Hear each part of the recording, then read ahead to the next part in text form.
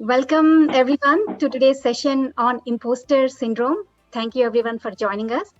I am Jyotsna Bitra, aka JB. I co-lead the Salesforce Marketers Group in Clinic, and I am the founder of the Impact Force. And today we have our wonderful Amy, and everybody who knows Amy also know about her favorite topic, that is the imposter syndrome. She has also conducted various sessions on imposter syndrome. She's going to share all her insights and what we can learn and how we can get rid of that. I'm so excited that Amy is joining us today. Before we get started, this is a list of all the sessions that we have done earlier. You can check out all these recordings in the YouTube channel, The Trailblazing Together. And we have all the wonderful sessions by Melissa, Igor, Michelle, Janet, Ben, Justin, and many more sessions coming up. All the sessions will be added to this channel, and all the marketing sessions that happen as part of the user group are also added to this channel, and all the upcoming bootcamp sessions also will be added to this channel. And these are all the events that are planned for the first quarter this year. Coming up is the session by Michael Burton and Gilda Hilaire, and the next followed by Tracy on the I Am Remarkable workshop. And we have a couple of other sessions planned as well for the entire March.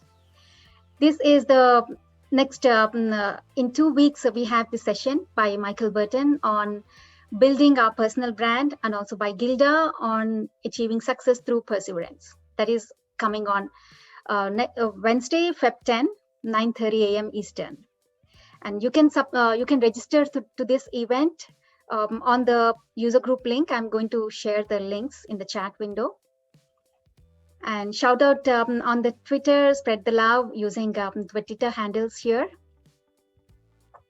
And today we have Amy.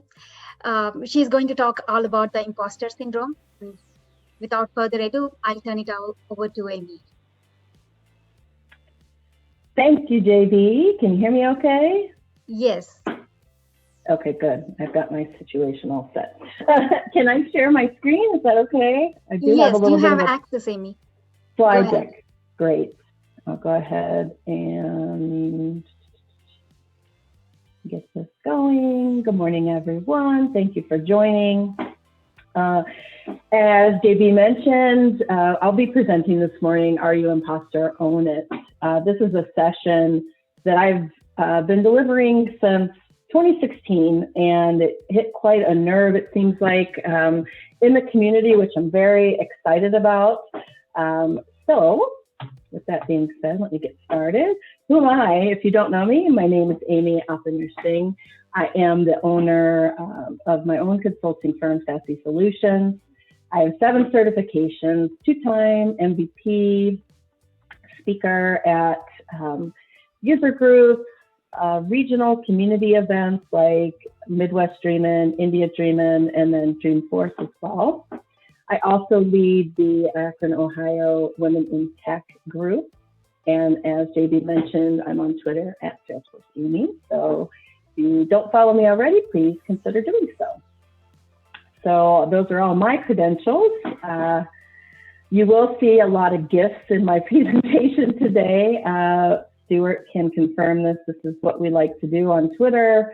And at one point, we even had a little bit of an organization around that on Twitter for our GIF sharing. So without further ado, we'll go over the agenda for today. I'm going to talk about, are you an imposter? How is that defined? What does that even mean? How this might affect you and others around you. And not necessarily tips to overcome, because I still deal with this after all these years, but how can you cope? Some different mechanisms, some different tricks that you can implement to help yourself if this is something you identify with. And then some additional resources that I've found particularly helpful over the years. So let me ask everyone a question. Do you identify with any of these statements? I'm successful because I got lucky. I was just in the right place at the right time. Anyone could have the same success as me. At any moment, somebody's going to open my office door and drag me by the collar out and call me a fraud and an imposter. And I really fooled everybody into thinking that I'm more knowledgeable than what I actually am. Anyone relate to this? You can do a reaction, I guess, in the chat, since we're not live or not in front of each other. Well, I identify with every single one of those statements, to be honest with you. And I wanted to let you know some background on how I even heard about imposter syndrome the first time. I was on, there used to be a global women in tech group in the success community, or trailblazer community now. And we were on a call and somebody mentioned this imposter syndrome and what it meant. And it was the first time I had heard it. I think it was back in 2015. So that kind of set me on my journey of, wow, I really kind of identify with what they were talking about in that call. Let me look some more into it and kind of figure it out. And one of the first resources that I came into was this Caltech Counseling Center definition of imposter syndrome. So what is imposter syndrome? It can be defined as a collection of feelings of inadequacy that persist even in the face of information that indicates the opposite is true. It is experienced internally as chronic self-doubt and feelings of intellectual fraudulence. Going back to our agenda, this is really how I first came across imposter syndrome and kind of identified it for myself. All of those feelings that I asked you to take a look at and tell me if you identified with any of those are really all of my internal thoughts that I've had over the years. And, you know, one of the reasons why I identify so much with imposter syndrome, and if you do, you might, you know, have some days like this. This is probably a little bit easier to experience now that you're working from home. But if you were in the office, you know, it's a little bit difficult to get away sometimes. So having that conversation on the Global WIT call and then looking at that definition coincided with really the beginning of my Salesforce career. Previously, I had been in sales and loved my career, loved being in sales, loved dealing with people, and used a bunch of bad CRMs along the way in my sales career. And once I used Salesforce, I was kind of like, this is fantastic. You know, I was one of the few salespeople that actually liked putting my information in the CRM.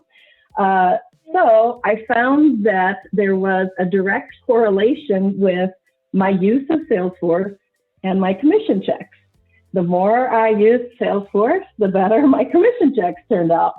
And at that particular job, I kind of became the internal poster child for adoption, right? Went to my next job, no Salesforce, not even a real CRM. They were utilizing something called Navision, which I think is an accounting package by Microsoft, and telling their salespeople that it was a CRM. And after about 30 days of using this, I went into my manager's office and I said, I'm about to pull my hair out trying to use the system and keep track of my accounts. Have you guys heard of Salesforce? They hadn't. We called Salesforce, we had the presentation, they bought the licenses, and they said, okay, Amy, you're the only one here that's ever used this. You're gonna help this consulting firm set it up for us. And out of my mouth came, sure, okay, great, I can do that. And then once it settled in, I thought, oh my God, Amy, what did you just agree to? You have no technical experience. You have no knowledge of the back end of this platform. But lucky for me, the kind of aha moment came when I started learning about Salesforce, and I loved it immediately and was very good at it. but they wouldn't make me the admin because they felt that that was IT's job and back to sales you go. So I did. And I really had that seed planted in my mind that, you know, I could do this for a job. Like I never thought about it before. I never thought about anything technical. Was happy with my sales career, but it wouldn't go away. And this was in 2015. I live in Ohio. There wasn't a big, I had no idea of the Salesforce ecosystem or the Ohana or anything like that. All I knew is that I really loved what I did during that project, and I needed to find a way to make it work. And so I did. I kind of took a leap of faith and said, I'm going to pursue this. At the time, my first husband, I said, I'm quitting my job and I'm going to pursue this. I don't know how it's going to work out, but I can always go back to sales if it doesn't.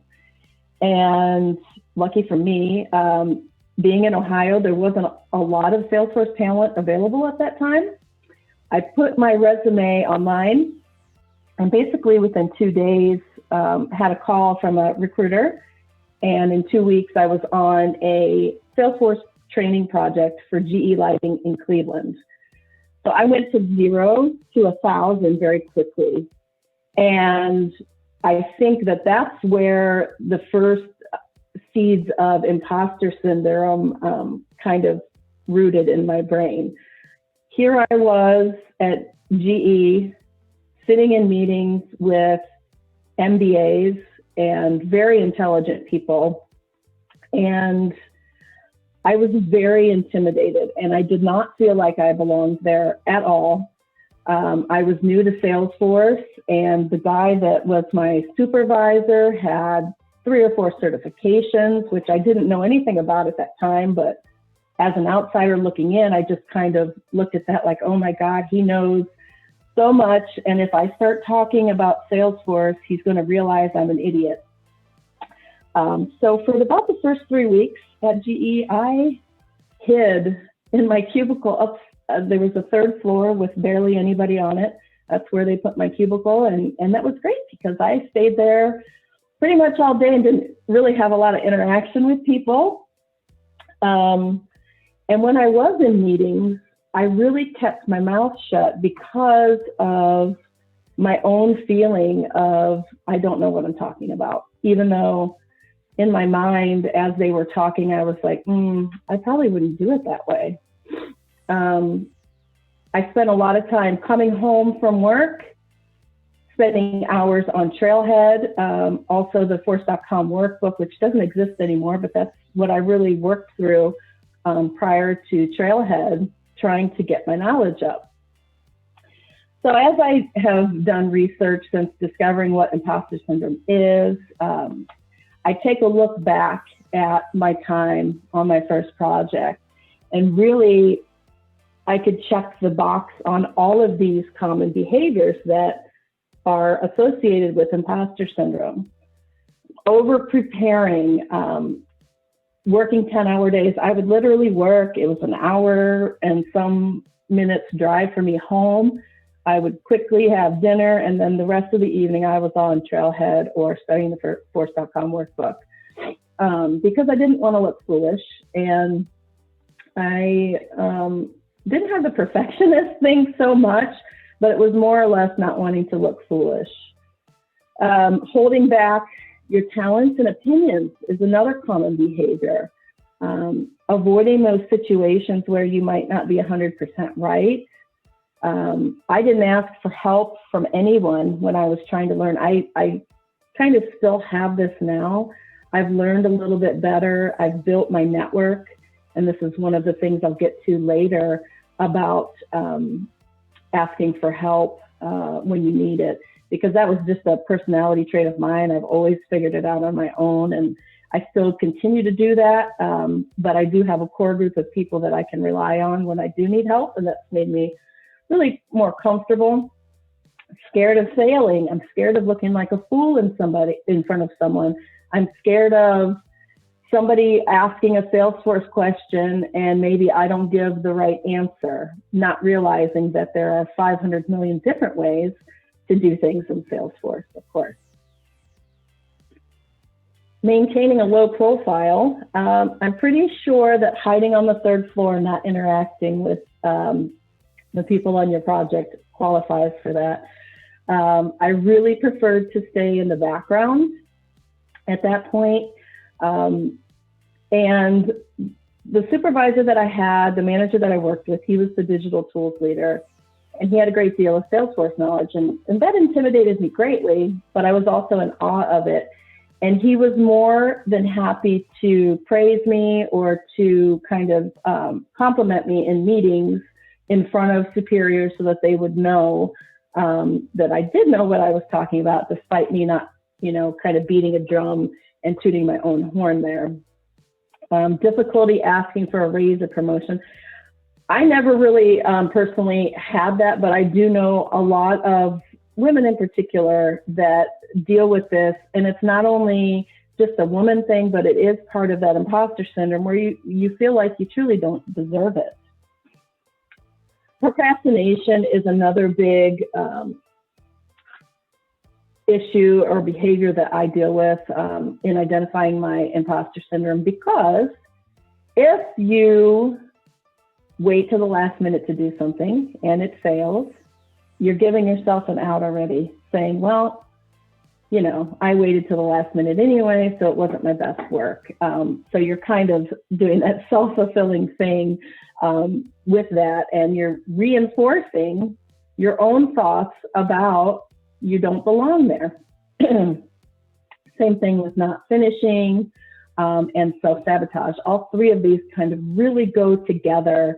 The self-sabotage is an interesting feeling because no matter how many successes you have, no matter how many certs you gain, no matter how many accolades or titles you achieve, when you have this self-sabotaging feeling, you're going to remember that one conversation about the one thing you did wrong, that 1 year, how many ever years ago or how many ever months ago.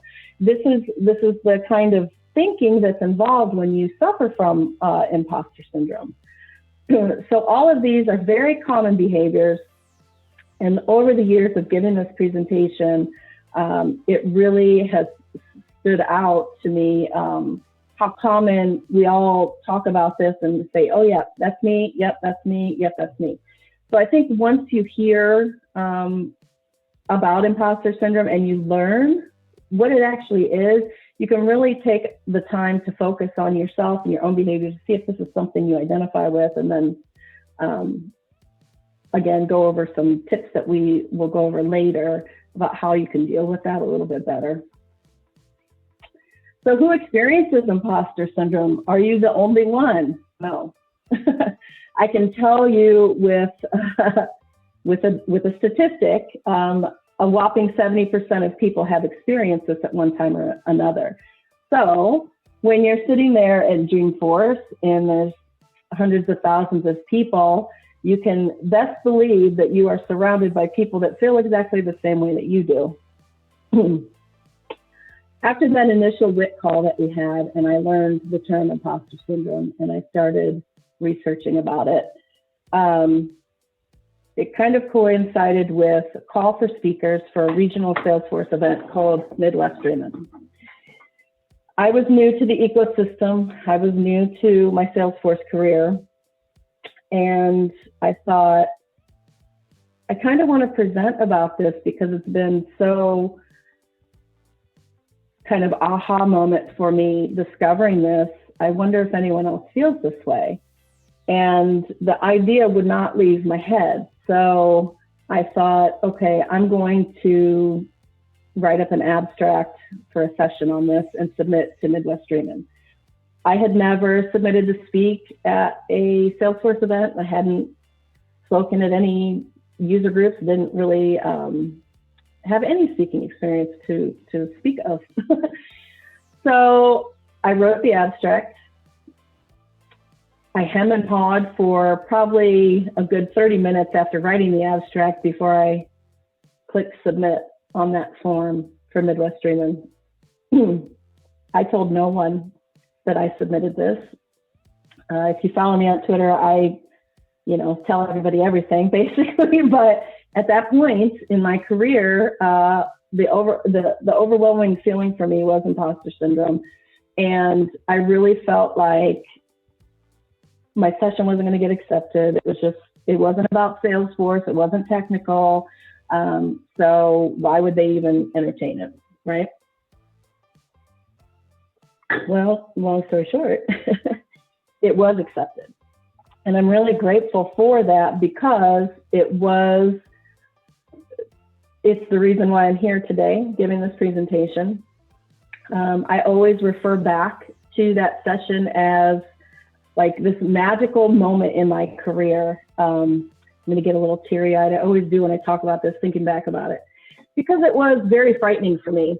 Once I was accepted and I knew I was going to be speaking, I was convinced not one person was going to see my session, no one. And I was just going to be at the podium, standing there twiddling my thumbs as everyone attended all the other sessions.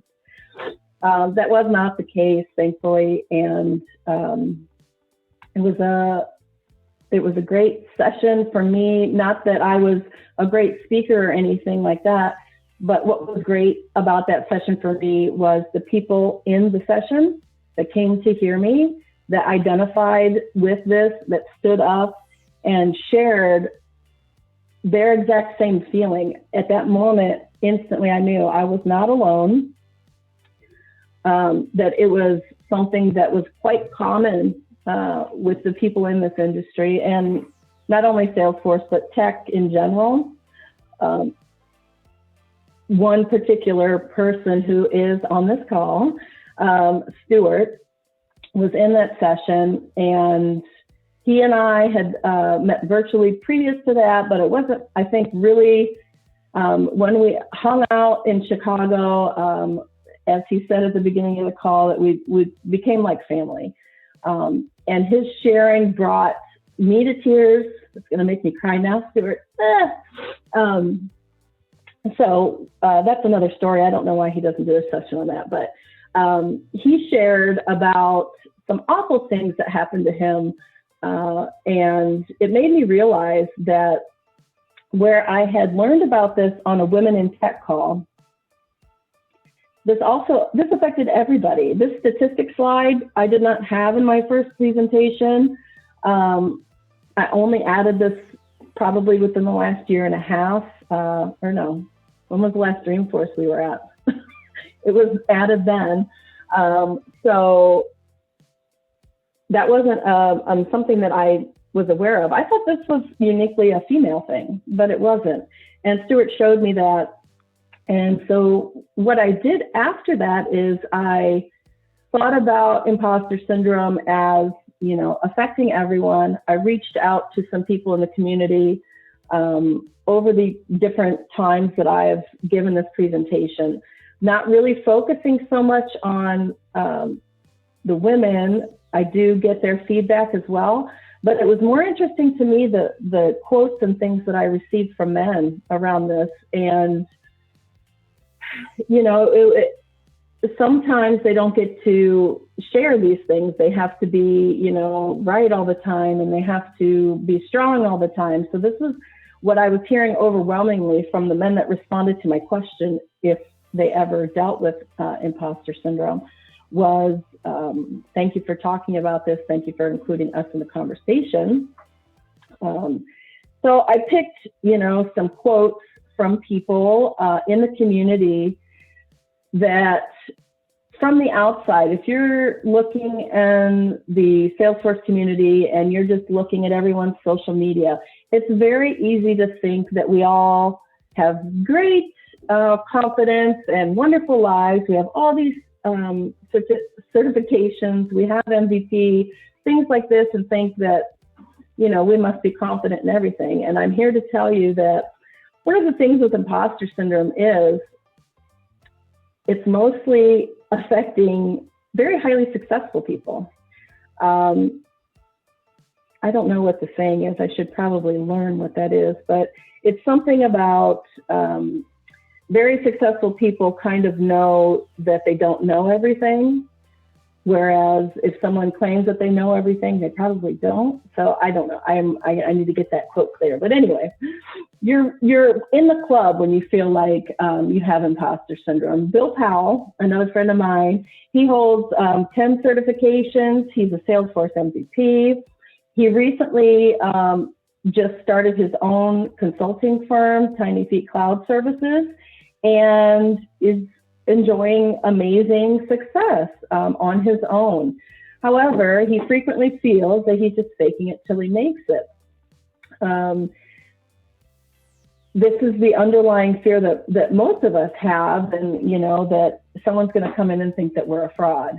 Stuart, who's on this call, again, who I referred to earlier, he has a mind-blowing, to me, 22 certifications. He's a Salesforce MVP. He's a consultant, very successful career. But Stuart says, when I start a new project, I have a fear of failure and acceptance. What if I do wrong or people won't believe me? And he says he tends to shy away from speaking and thinks that no one will want to hear what he has to say. But that's nothing could be further from the truth. And if you ever get a chance to meet Stuart, I fully encourage you to have a conversation with him. He's one of the most kindest and smartest people that I've ever met in my life. So I'm happy to call him a very dear friend. And FYI, a happy B-Day tomorrow, Stuart. I called you out on the meeting. And then another friend of mine, Melinda Smith, 6 times certified, 2 times MVP, consultant at Arcus, very smart, very brilliant, very outgoing. You would never, if you meet Melinda, think that she has any insecurities or feelings of imposter syndrome at all. But I love her quote because I really could understand what she was saying. I feel the gremlin on my shoulder most when she's creating functional documents that you know inside and out, but you're convinced when someone else is looking at your work that they're going to just tear it up and think that, what is this person doing? So if you take away anything from joining today, is to understand that 100% you're not alone. So how does imposter syndrome affect you? Well, I think that you can ask anybody, myself included, that identifies with this, about their anxiety, about their fear of failure, about their perfectionist nature. What's interesting to me is you fear failure, and at the very same time, you fear success. It's kind of a tightrope because you get this success, and then all of a sudden, you feel all of these imposter syndrome behaviors take over for you, right? You think, oh my God, this is going to end sometime soon. Somebody's going to find me out. I don't deserve this. I don't belong here. But you absolutely do. And I think that in my experience over the years, the people that I've met that identify with this are some of the smartest and most humble people. And I've made them my friends, quite honestly, because of that reason. It's quite different from the people that present themselves as knowing everything and this is the only way to do this and that sort of thing. I stay away from that because I think, Salesforce is what it is and no one's the expert. And I feel like people that claim they you need to go the other direction. There's too many ways to do everything on Salesforce. So embrace your imposter syndrome and hold on to those people that identify with you. So how does it affect those around you? Very simply, right now, I'm me. I'm the only one here. It's not affecting anybody here. However, on your team, if you're the manager, if you're the lead, and you're working 10 hours a day and constantly on Trailhead, earning 5 million badges and getting 50 certs, these things, other people look at that and think, I'm not doing enough. It's a big circle. And whether you think that your imposter syndrome is you alone, it's not. It does affect these people around you.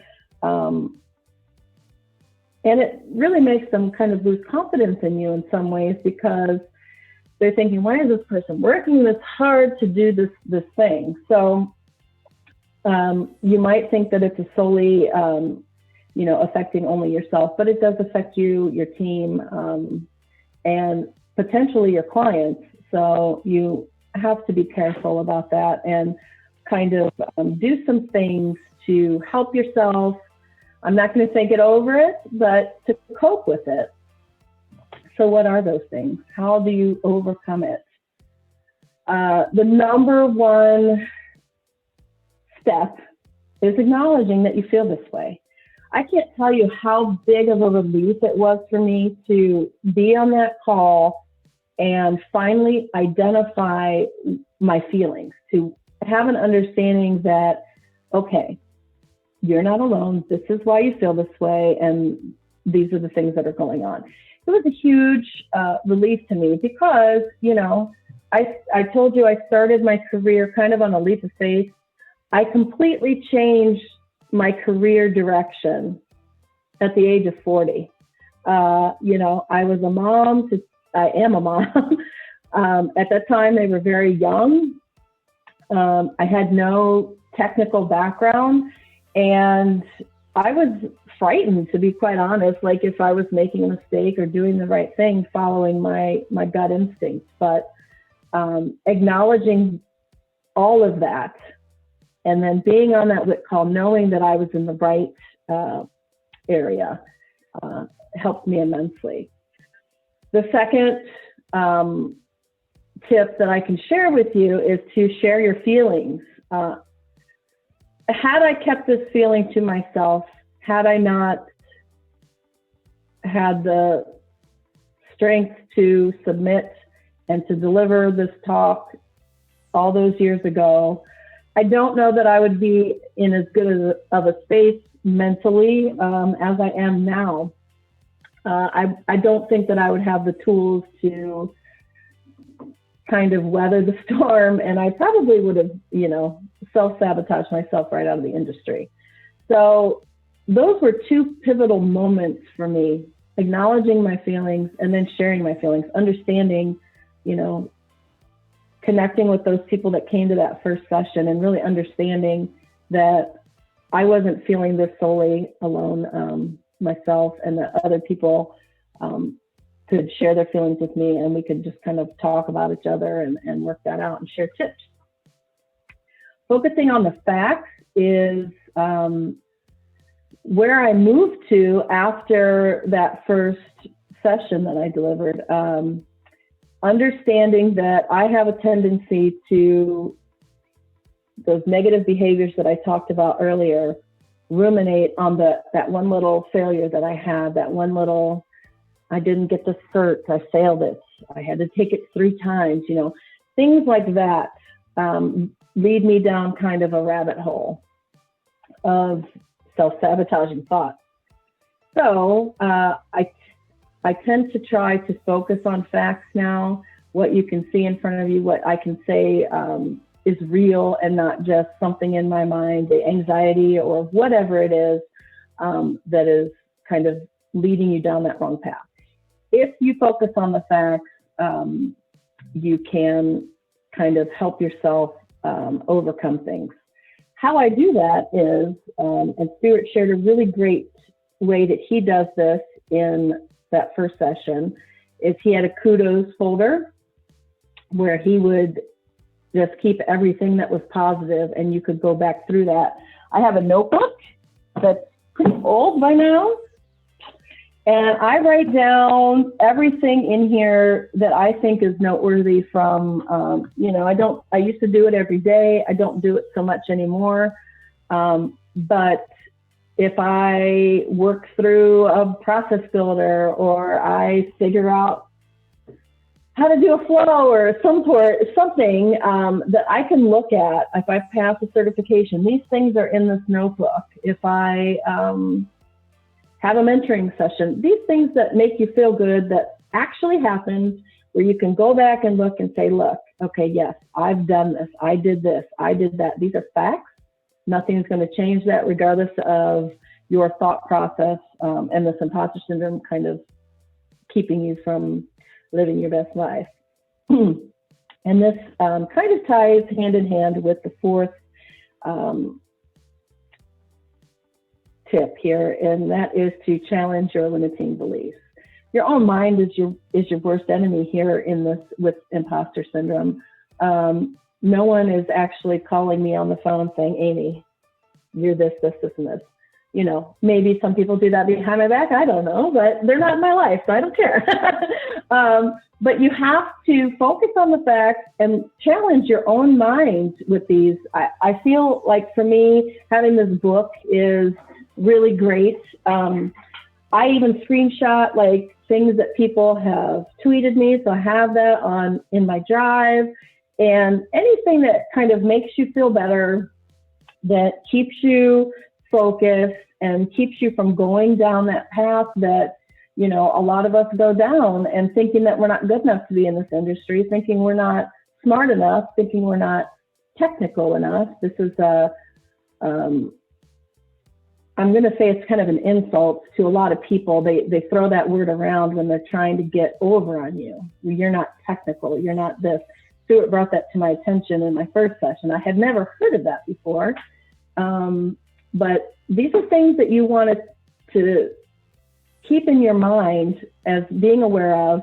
Keep your kudos folder, keep your happy book, whatever it is that you can go back and refer to and say, yes, I am an awesome admin. I am a great developer. I do know how to do this.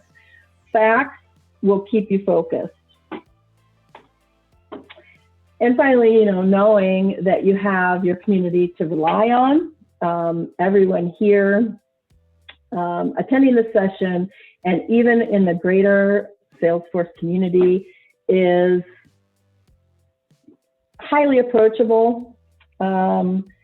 Everyone here has a story to share. Everyone here is amongst friends, and it's one of the best communities that I've ever been involved with, and very unique in that you know, we all work on a platform, but somehow we get along and we find some great friends and they become like family. And I would encourage you, if you're not highly active in the community or haven't found your kind of spot yet, keep looking, because it's there. Your tribe is out here. These are some additional resources, and I can share this deck, I think. I don't know how you want to distribute this, Jessica, but we can get this to you so you have these. But one of the first books, I'm a reader. When I first heard about imposter syndrome, I ordered those particular books right away, Beating the Imposter Syndrome and The Empress Has No Clothes.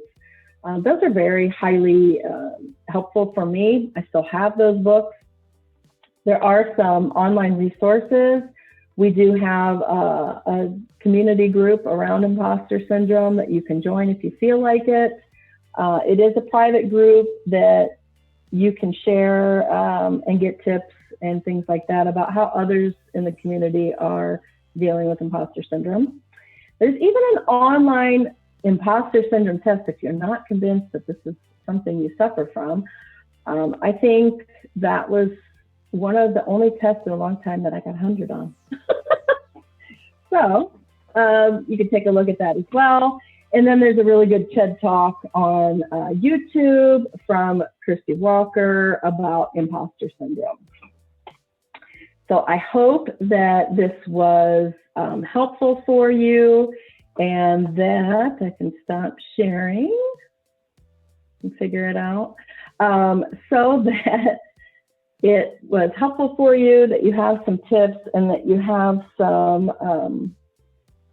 kind of idea of how to go forward from that. So thank you all for listening. And if you have any questions or want to share your own thoughts around it, I would love to hear your tips. Thanks to you, Amy. It was so insightful. And before we know anything, that it is a thing, and we don't know how to overcome that. So we get to know what an imposter syndrome is, and we also knew that it's normal to have, and each one of us has faced it sometime. And thanks for your tips in overcoming the imposter syndrome. It is very helpful. And this reminds me of many times which I have faced the imposter syndrome when I was starting my career as a fresher, and also when I came as an immigrant to the US. I have so many fears that English is not my native language, and I feel it's hard to speak up, to express my ideas, or to put something forward. I used to struggle really, and this is really helpful, and the tips that you shared help us to go further and overcome that. Thank you. And thank you for sharing the deck, Amy. I will also link the deck in the recording. I will be uploading the recording to the YouTube. And in the description area, I will also share the link to the deck that you are going to share. Thank you, Amy. I had to have my webcam off while you were speaking because I was afraid that I might not be presentable as you were talking. I was in the audience for your first presentation at Midwest Dreamin', and it wasn't standing room only, but it was packed to the point where every row was pretty much filled, and there were people from Salesforce employees that were in that room, and it was a very, very impressive audience, and it was a very impressive talk. As you were speaking that day, I didn't know what imposter syndrome was at the time. And as you were going through your presentation and explaining what it was, it just hit me that I was experiencing it at my job at the time.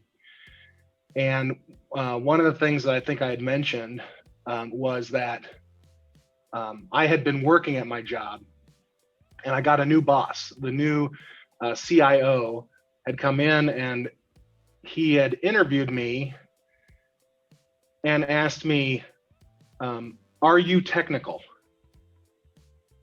How technical are you? And kept asking me the word technical and trying to assess or justify my being there. And it felt like an attack on me. And so after that, whenever I was around my boss, I always felt like I was the imposter, that he didn't see me as a technical resource. He just saw me as a waste of space, perhaps. And I had been holding on to that for months until I got to Midwest Dreamin' and heard your talk, and it just, it broke me. And so I ended up in the room. I was in the back of the room with Mary Scotton, was in my row. Mary Scotton works at Salesforce, and she was sitting next to me, and I just started to bawl. I was crying, and Mary put her hand on my shoulder, and as if, what can we help you? Are you having some problems here or whatever? And I was just like, no, I'm just listening to the talk. So thank you for letting me share that information during your talk. I am really glad that I know more about imposter syndrome. And I know that I still have it, because even in my current job, I'll have discussions with my manager, and he'll say things to me like, we want the full stew. We want the, you're a technical architect. We hired you to be an architect, and we want you to do architect things. And sometimes you're holding back.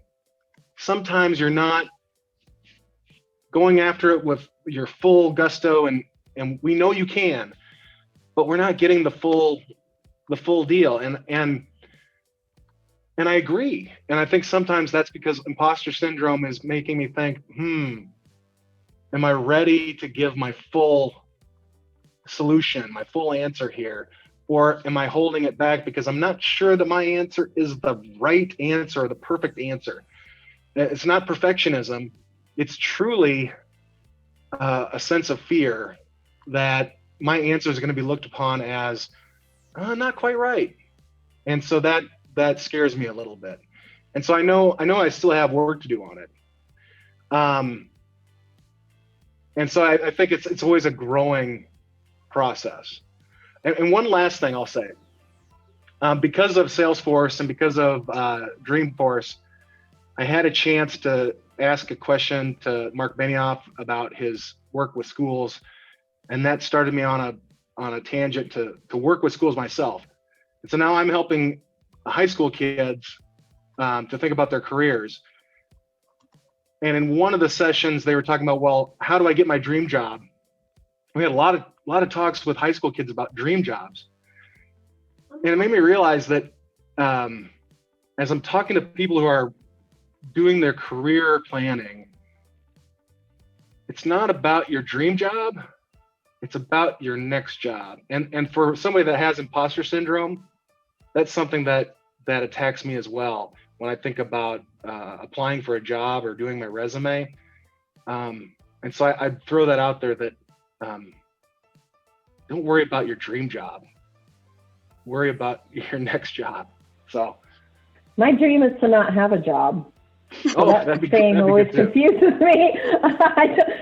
In my dreams, I'm not working. So, but that's a good point. But thank you, Amy. And thank you, JB.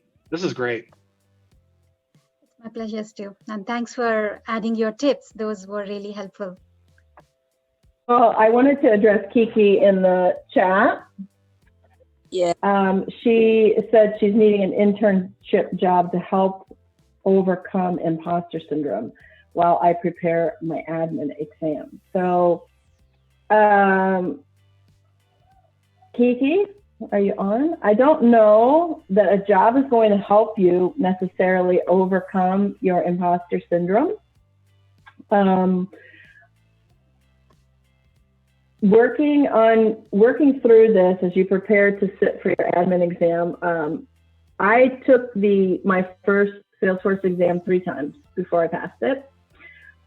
This is a common scenario in the community that you're looking at social media, you're looking on the trailblazer community and seeing everybody, I passed, I have 10 certs now. What they're not showing you is how many times they failed to get that pass. Because let me tell you, everybody on this call has probably failed an exam at some point. My whole exam taking strategy is to go in and fail the first time. Maybe expensive, but it works for me because I get myself so worked up about what are the questions. And then once I get eyes on them and fail and then leave, I can focus my studying. So I wouldn't put so much pressure on yourself to find an internship job to help you pass an exam. I might encourage you to reach out to different community members to talk to about how, number one, why you are putting so much focus on passing this one exam, whether it's just experience or how you want to get into the industry. There's tons of people that are more than happy to help you figure that out, and how to, if you don't have experience in the industry, how to get that experience so that the exam makes more sense to you. I'm not a big proponent of taking an exam just to get the cert without the experience, because there's a lot of people that do that. There's a lot of pressure, I think, on, for whatever reason, I don't know who's to blame for this, but to have 5 million certifications when you've never even worked on the platform, which is ridiculous, to be honest with you. A lot of partners kind of force their consultants to get certs, even if they never work on that project, because it benefits them. And every one of the certs that I have has been due to my experience in the industry and working on different aspects of the platform. And that's helped my pass rate tremendously, because things don't make sense in this kind of, doing badges on Trailhead and things like that. None of it really makes sense without the real world application, in my opinion. So if you're trying to get into the industry, if you don't have that experience, I wouldn't my advice to you would be not to put so much onus on, I have to get this exam cert, I have to get this cert. Get clear on the basics first. get some experience, and there's tons of people, resources on this call that can help you figure out how to do that, and go from there without putting so much pressure on just, I have to get this cert, because that's not the be all and end all. I got my first 3 jobs without having any cert. So it's not necessarily a requirement to enter the industry. So those are my 2 cents on that. Hope that helps. I have one quick suggestion. I feel as if whatever certification that you're studying for, you should know it inside and out. So you can recite it to someone else, and that will give you the confidence to say, hey, I can do this, just as if it was your favorite TV show. You can, people will believe and understand that, hey, you know what you're talking about. So that should help. That's a great tip, Jackie. That's 100% true. If you can take your parents and explain to them what Salesforce is and what it does and how you're doing some aspect of it, that'll help you immensely. That's a great tip, Jackie.